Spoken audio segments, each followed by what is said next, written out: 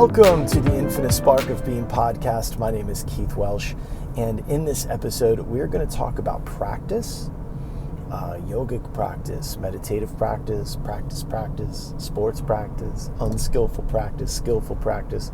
But I'm going to put practice into, I'm going to give you a view of it that you maybe have not considered. Also, we're going to revisit Chaos Magic. According to some folks, I have left you with more questions than answers, which is par for the course on a subject like that. So I'm going to go back into that and probably going to relate it back to practice. But before that, go to theinfinitesparkofbeing.com, click that About button, visit the About page, and you can read about me. Where did I come from? How did I get here? You can also read about thought transformation and restructuring, which is a modality that I've developed over the years. I cut my teeth with it with veterans, first responders, homicide detectives, wildly abused people. And what it is, it's a method of changing the way the mind thinks and the way the nervous system feels about something. It has given a lot of relief to a lot of people over the years, and I'm very proud of the ability that I've cultivated and the people that have allowed me to cultivate that thing with them. It is something that I take very seriously and have worked very hard to become very proficient at it. And I share it with you guys. So go there, take a look at it, reach out, talk to me. We can talk about sitting down and scheduling something. There's a coaching aspect to this as well if you're interested in that. Also, if you'd like to purchase tank tops, t-shirts, hoodies, you can do that, books, it's all there. Venmo, PayPal if you just want to give a donation. The Patreon is also there. $1 tier, $5 tier. There's a $10 tier if you'd like to partake on the first Friday of every month Google Meet, where we, sit, talk. I usually teach something. This month on October 4th, I will be talking about spinal breathing and pranayama. Last month we talked about meditation, methods and explanations and understanding the mind.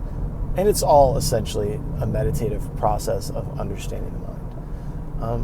Also, if you do not want to subscribe to that $10 a month tier, $20 day of, it's 8 p.m. Eastern, first Wednesday of every month, $20 through Venmo or PayPal. Just be sure to get me your email address so that I can send you the link for the Google Meet. So those are the various ways that you can get involved here. Now, back to practice. So when we think of practice, right, if you think of sports, you are practicing something over and over and over again and cultivating what we commonly call muscle memory. It is not the muscles that are actually remembering, it's neural pathways, grooves, if you will, that are being dug so that it's like a track, right? And these neural pathways become very strong and to the point where you can't not do that thing. The stimuli happens and then you do the thing. You grab the back of my neck, I grab the back of your neck, you do this, I stand here. It's muscle memory, it's neural pathways. When we speak about spiritual practice, hatha yoga, meditation, whatever the thing is, jnana yoga, karma yoga, what we are doing, again, is we are establishing neural pathways. We are, day one, it's not natural, it feels weird. Year one, right? After a year, it feels more natural. It's easier to do. I notice in my own experience with meditation, in the beginning, it's like, you don't know how, the day that you finally hit that weird place where you've gone very deep, now your mind knows that that place is there and you go there easier. Same thing with hatha yoga. Once you start to stretch and move and bend and your mind learns that, oh, I can do this, this is possible, it becomes easier. I heard a contortionist once say that the only reason, obviously flexibility is a thing, but the only reason you can't do it is because your mind doesn't know that you can. Which is easy for someone to say when they put their foot behind their head, but you get what they're saying. Point is it's all practice. You practice it over and over and over again until it's just the way it is. Now, when we think of practice, we always think of these good things, right? And some people say, I'm having such a hard time, I have no practices. I need a practice. Well, you have practices. You've practiced unskillful relationships, unskillful communication, unskillful thinking, unskillful behavior. You've gotten very good at it. You've practiced it. Some of you drinking, doing drugs, acting like a jackass is something you've practiced, and you've become very proficient at it. It's almost as if you can't not, right?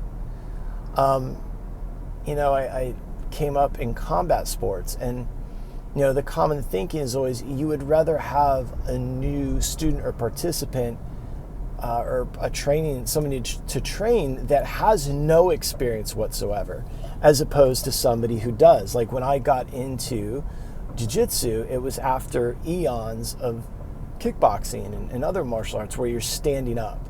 So for me, laying down on my back and all that was very strange. I had to learn a new way to be. Some of you that wrestled and you got into jiu-jitsu, you found the same kind of crazy thing. Like, well, shit, you want to flip over on your stomach. Well, in jiu-jitsu, you flip over to your stomach, it's going to be a problem. So, it's practice. And it's weird until it's not. Even with chaotic thinking. A lot of the people that I coach, it's the same kind of thing. The frustration, why can't I just get this? It's like, well, because you haven't practiced it. There's no reason why you should. It's like when I've taken people climbing, or paddling or whatever the thing is, when I was doing all of the adventure therapy stuff, they'd say, that was so bad, or I can't do it. Well, there's no reason why you should be able to do it. It's like people that sit in meditation for the very first time, like, oh, that was very hard. It's like, yeah, because you don't do it, I go to yoga, hatha yoga from time to time, and it's difficult for me. I just fight with my body the whole time, and I should be, because I don't have a consistent practice in that thing. I'm working on it. It's getting better, but it takes practice. And you've practiced being so shitty for so long, like someone who lies a lot. I have clients that they just fucking lie, or half-truths. It's like, well, why can't I just be honest? Well, because you don't have a practice of honesty, you haven't practiced it. Well, it just doesn't come natural. Of course it doesn't come natural. Why would it come natural? People get so down on themselves for being so unskillful because the unskillful things come so naturally, and the unskillful action is so readily available because the unskillful action is the one that's practiced the most. It's not that you're a bad person. It's not that you're an idiot. It's because, it's skill. And you become more skillful. That's why I always, Lomolo-san always used the term skillful or unskillful. You never say right or wrong or good or bad. You say, look, being unskillful. And if you're unskillful, you can cultivate more skill. Right or wrong sounds so final. When really it's just a matter of becoming more skillful in your thinking, more skillful in your actions, things like that. That makes sense, right? To be, Now, real quick before, so I've talked about mantras, prayers, affirmations, these sorts of things, and they all kind of, to me, are the same thing. And often you give someone an affirmation, or you start a new affirmation yourself, and it feels like it's just words. in the last 3 months, I've picked up some new ones, right?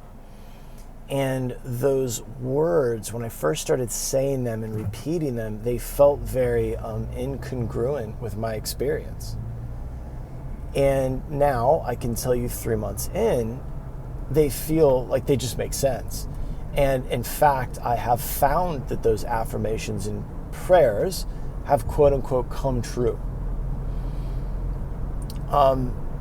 And that's a weird way to put it. I think of it more of my mind, due to the repetition and the practice of that way of thinking, practicing that affirmation, practicing that mantra, my mind is now practiced at finding that thing to be the truth.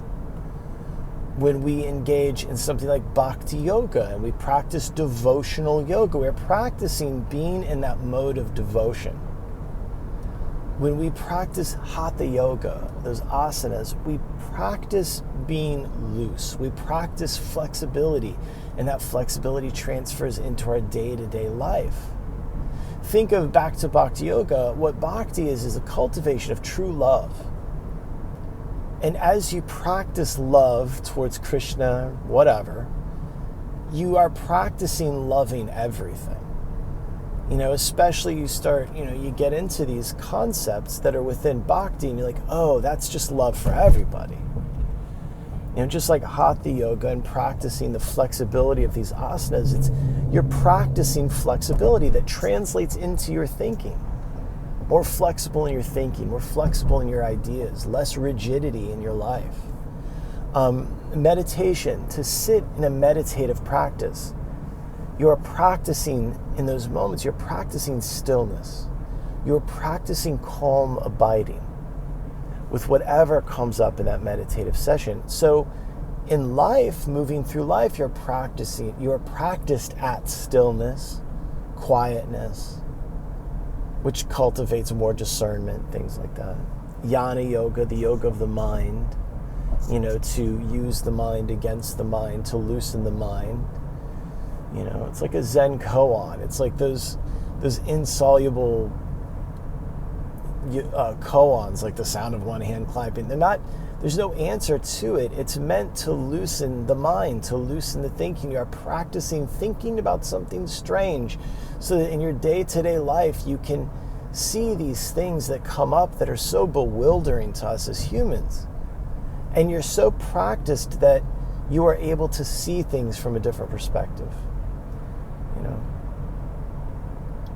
That's practice. And when you've practiced being rigid in your thinking, when you've practiced being black and white in your thinking, when you've practiced that, then you get more of it. When you practice the repetition of a shitty idea over and over and over, and you've just marinated yourself in horrible ideas, bad philosophical points of view, destructive thinking, you've sat and listened to every political podcast and read every political argument about this thing and that thing. You are steeped in one-sided thinking. You are practiced at it. Well, there you go. You're practiced at jealousy. You are well practiced at thinking less of yourself. You're practiced at being a sad sack. You've repeated these ideas to yourself over and over again. You are practiced in that way of thinking. You are practiced at not seeing other points of view and seeing opportunities for your own growth. Or you are practiced at it. This is what I've found to be true. And in these last 3 months, these affirmations and mantras that I've been working with were blind spots. I've been doing this sort of thing for years. But these blind spots that, as I mentioned in a previous episode, were brought to my attention by my significant other. And so I've been cultivating a different way of looking at those blind spots. So that's practice. This is all yoga. It is all practice. We are coming into union with truth, with God, Krishna, Jesus. Coming into union with that, the universe, love, whatever that thing is. We're joining to it, right? We're yoking ourselves to it. That's practice. And this is all practice. And you think about that. Like, go into a store and then you leave, and like the experience of, like, did you practice having a good experience, or did you practice having the same old shitty experience that you always have? Now, back to chaos magic. Magic is just, all of it is magic, mysticism. To step outside of, that rigid, root chakra materialist kind of thinking. And, all of those chakras are important. All of those modes of thinking are very important. But to be more one than another is never good. So the reason the term chaos magic is because at one point you had right-hand path magic, these more formal ceremonial magical orders. Then the left-hand path comes about with people like Aleister Crowley. Aleister Crowley, he was a member of the OTO, but then kind of created Thelema and his own magical system, his own magical order. And then later on, Austin Spare comes up with what's called chaos, what we call chaos magic. Because next to this very, ceremonial magical order, it looks like chaos. It looks like you're just scribbling and whatever. That's where the term chaos magic comes from. And the reason I use the term is because I'm not referring to right-hand path or left-hand path magic. But it's all magic, right? It's all cultivating a new way of thinking. I put that reel out about magic recently, where it's like that it's not this way of manipulating, the external world. It's changing your internal world so that you receive the external world differently. And you'll notice I spelled it with a K.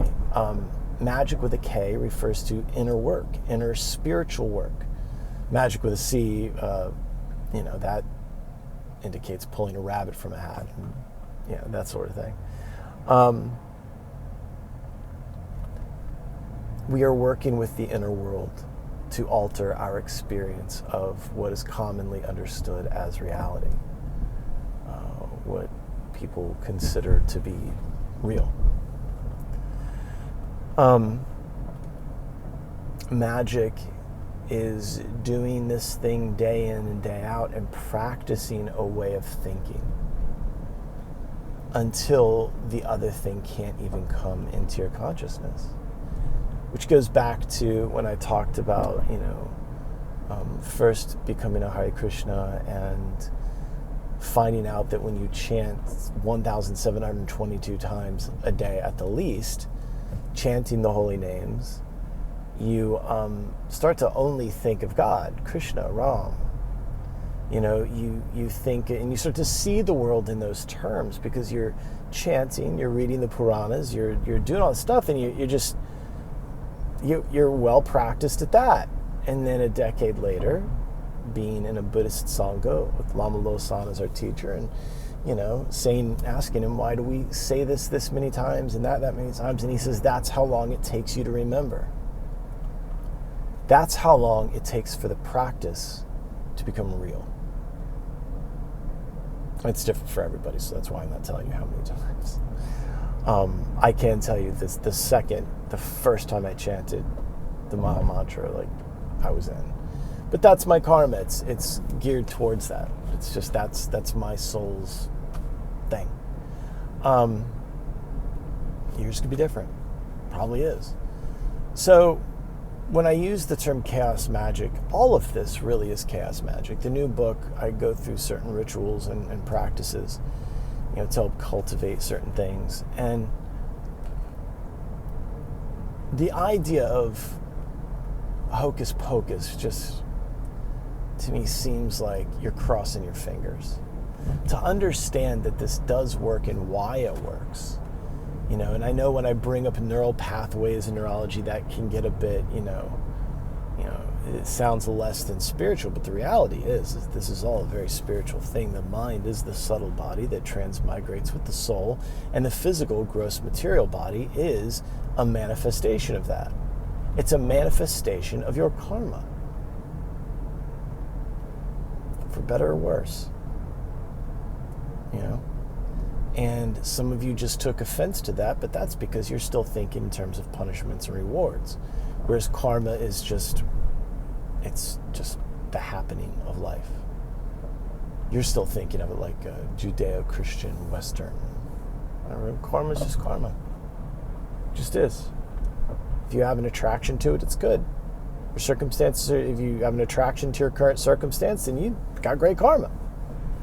If you have an aversion to your current circumstances, then you might think you have bad karma. That's just the difference, you know? But if you begin to love the thing that you hate, find comfort in the thing that you find uncomfortable, then you're changing your karma. So that's what chaos magic, that's why it's called chaos magic. And it goes back to practice. What are you practicing? How are you practicing being? You know? I was talking to someone yesterday, and a friend of mine, and she goes, you know, I love you, but, you know, when you were working in the field that you've been working in, like, you were just so in your own shit. Because she was remarking how wonderful I'd seemed. She's like, you seem so much better now. So much happier, you know. People have said, you know, you've got a glow about you now. And I can tell you that I was attempting to fight the good fight, but at the end of the day, I'm steeped and marinating in a practice that was becoming very negative. It was by nature very negative and dark. And I find it, I don't think anybody can really, I take it back. I've met one man, this guy Alan, who was just a sweetheart human being, that managed to be, he'd worked with the people that wrote the books that you read in college. Like, this dude's been around. And he was honestly just seemed, I don't know, maybe he's a fucking crazy person, but he just seemed like just this sweet human that really does care about people and is willing to help others no matter what. And it was nice to, made you feel really good, which is all you're really trying to do with anybody. So,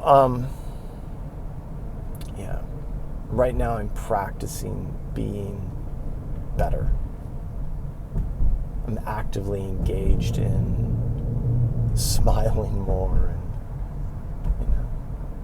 and, just being better and practicing it. And practicing living from a place of love instead of fear, and happiness instead of, grumpiness.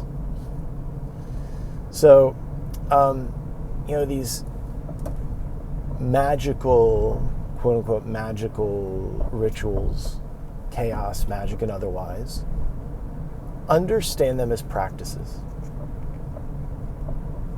If you only practice something once a month, you're not going to be very good at it. And you go to practice 3 times a week, you're better than somebody that goes once a week. If you go 5 days a week, you're better than somebody who's doing it 3 times a week. And you get better. As you practice more, you improve. As you practice more, you become more skillful in the thing you're practicing. So what are you practicing? Right? I am sure that is helpful. See that? Instead of me saying, I hope this was helpful, I said, I'm sure that it was. Go to theinfinitesparkofbeing.com, click that about button, read a little bit about yours truly, and book some time. We can talk. We'll figure it out. Figure it out together, I promise. I love you, and Karma Yoga is my route up the mountain, and that's what I'm trying to do. just trying to be in service as best I can. So go there, sign up for the Patreon if you'd like to get that $10 a month tier. Will give you access to our Google Meet. If you don't want to sign up for a subscription, pay $20. Just be sure you get me your email address so I can get you the link. And let's figure this stuff out. I love you. Bye-bye.